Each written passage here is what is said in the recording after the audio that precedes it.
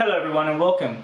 First of all, I want to say a big thank you to everyone who's been watching my videos and who has subscribed. It really helps out a lot in the early phases of the channel growth.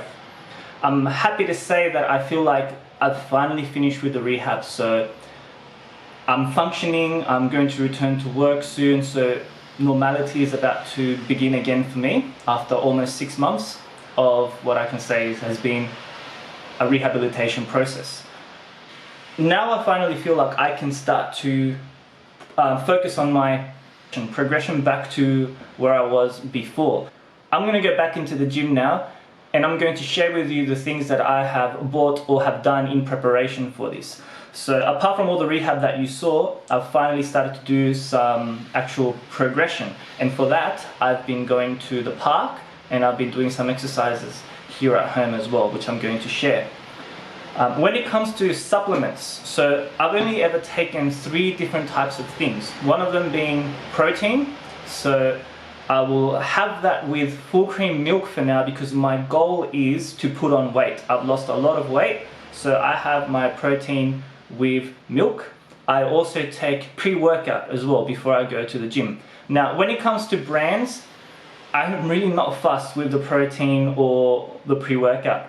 All I've ever done is try to find something clean and cheap, and when it comes to both of them, and just use that. I'm not really fussed by brands or anything like that, and I don't really have that much knowledge in terms of everything that goes into it, although I do have some. If you do want to go into depth in regards to what's in your protein and your pre-workouts and stuff, I suggest you watch More Plates, More Dates. That's where I get my info from, and I do have actually some of his pre-workout waiting and ready to go, which I bought before I got sick and never got to open, so I'm excited to get to a level where I can use that again. But like I said, for me, I was never fussed with the protein or the pre-workout. I took all types of brands and their supplements, and they all did a decent job with me. The other thing that I did take, but I took that maybe 7 years into my training, and now I've started taking it again, is creatine monohydrate. Now, creatine monohydrate is probably the most researched supplement that you can take when you're bodybuilding or when in regards to fitness. And if you want a really good explanation on how it works and what it does, I know that Jeff Nippard has a really good video which I used, and he really educated me on it, and that's why I really rely on, I really like to get creatine monohydrate. So when it comes to that type of preparation, that was it. The only other thing I did was, have your sport clothes. I buy gloves. I use gloves at the gym because I don't like calluses on my hands. I don't enjoy the feeling when I have to play my guitar or my instruments, and I find that my grip strength gives out before my back, usually if I'm doing like deadlifts or hanging or anything like that. So I want to make sure that I exhaust that body part rather than my grip. I don't want to stop training my back because my grip has failed me. Now on to what exercises I was doing before I went back into the gym. Now I felt it necessary for me to do these beforehand, not only for the rehab but also because once I started the gym again, I didn't want to have such severe muscle soreness that I would be completely wrecked for the next couple of days. That's not enjoyable, and that would turn me off from going as often I would want. So I'm just going to take you through some of the exercises that I would do while I was at while I trained at the park. So here hopefully you're going to see me doing some exercises. So when I trained at the park, I did a circuit because you can't really progressively overload without having to manipulate the exercises or carry things with you. I just did very basic calisthenic exercises. So I would start off in this particular circuit. I'd start off with close grip chin-ups, and I would follow that quite immediately with the next exercise. And for me at this park, I was lucky enough to have this kind of like leg press thing available, but I would do this one leg at a time.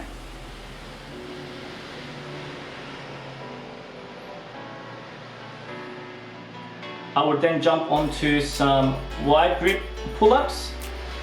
These ones, I find that they target the lats more than they do the biceps, which is the opposite of the chin-ups that I showed you at the start. Then I would jump onto a kind of like a chest press, but there was not much resistance with this chest press, so I would just go onto the side and I would go across my body one arm at a time. I would then jump onto the rings and do some kind of like, I'd call them like an Australian kind of pull-up. They're kind of inverted rows, but like you're pulling your body weight up, and you can, depending on where you place your legs and your body, you can get the resistance to be challenging or easier for you. I was always a fan of doing push-ups. I do them in my home workouts as well. And that would probably be the end of one of my circuits. And I would do that 3 times with minimal rest in between each exercise. But the way that I planned the exercises was so that I wouldn't target the exact same muscle right after each other. It gave me some time to rest there. I would do this circuit about 3 times. And when it comes to reps, with my reps, I always try to leave 2 or 3 in the tank before I change the exercise, and I would do that consistently for each time I tackled the circuit. Whenever I finished my workout, and this was at home as well, it doesn't matter where I do my workouts, I'll always try and finish with some core exercises. I'm a big fan of like hanging leg raises of varying difficulties. I would also do some, I'm trying to train to do a front lever, so I will do some progressions to get into the front lever training, as well as wipers, which are really, really good for your obliques. I also like to work on my stability, my core stability, just by hanging upside down and controlling how much of an angle I take. So these are kind of like front levers and back levers at the same time. Now it's important to note that at home, I also did some exercises that I would not do at the park. So for example, I liked to do handstand push-ups. I've been able to do handstand push-ups for a while now, obviously not while I was sick. So this is something that I would do here, just using the wall for stability for myself. It is more effective to actually face the wall and do the exercise, but for now this was just easier with the condition that I have. I would also do just standing calf raises, one leg at a time, because these required a lot of work for me during rehab because my calves and hamstrings were really badly affected during my GBS. I'd also do some prone Ys and prone Ws. Now, I find that these are really good for stability in your rotator cuffs, which you're going to want to keep very healthy and very mobile for exercises later at the gym that require weight. I also find that you can target different parts of your traps as well doing these exercises. These are one of my favorite exercises that I use to warm up with as well.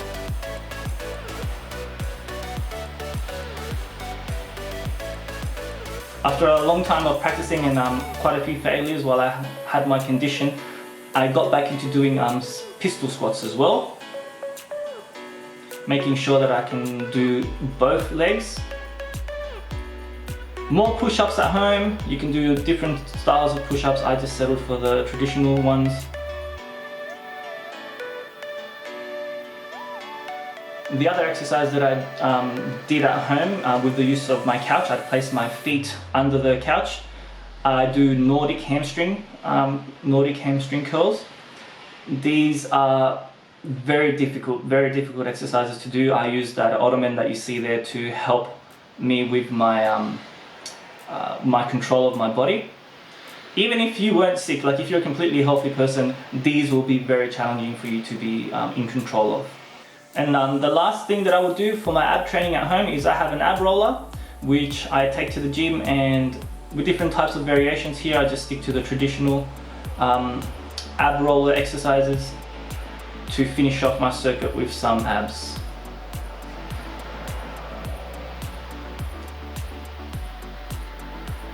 And there you have it. So I'm basically ready now to go back to the gym. I'm very excited to start making videos now about how to progress at the gym rather than my rehabilitation. My rehabilitation has taken around 6 months. I'm very happy that I get to move on from that and hopefully make some other content that's going to help everyone here with their own fitness journeys. But yeah, look, when it comes to my rehab, there was no secret to my recovery and how quickly I recovered. I trained for 9 years before this, so all of that prior experience, all that muscle memory, all of those skills that I had gained and that discipline that I had from before has helped me bounce back in such a short amount of time.